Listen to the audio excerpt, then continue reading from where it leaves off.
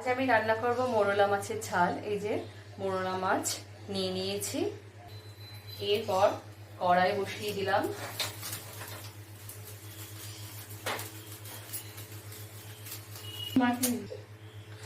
মাছে আমি লবণ দিয়ে দিলাম।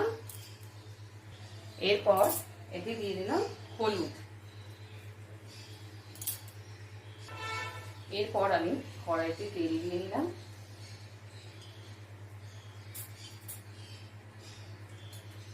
দেখুন কড়াইতে তেল দিয়ে নিয়েছি। এই যে তেল গরম হয়ে গেছে।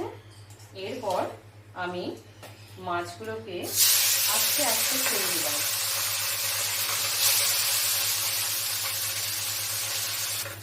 মাছ আমার ভাজা হয়ে গেছে।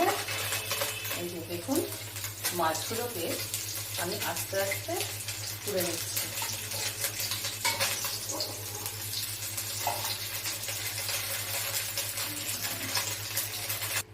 দেখুন দেখুন মাছগুলো আমার সব ভাজা হয়ে গেছে। এরপর আমি কড়াইতে কালো জিরে দিয়ে দেবো। এরপর আমি দেব পেঁয়াজ আর কাঁচা লঙ্কা।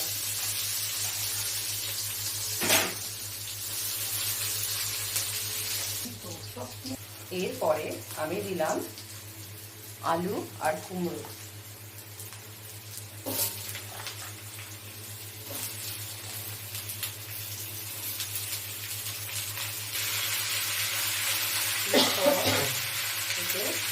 পরিমাণ মতো লবণ আর হলুদ দিয়ে দিতে হবে পরিমাণ মতো।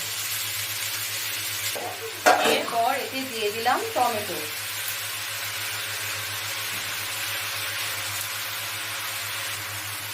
সবজিটা আমার সব কিছু দিয়ে কষানো হয়ে গেছে। এবার এতে দেবো অল্প পরিমাণে জল।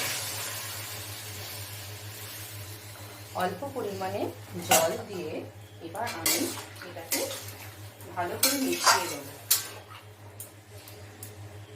মিশিয়ে দিয়ে একটু ফোটার টাইম দেব যাতে সবজিগুলো একটু সিদ্ধ হয়। এরপর ভাজা মাছগুলো আমি এতে আস্তে আস্তে করে ছেড়ে দিলাম।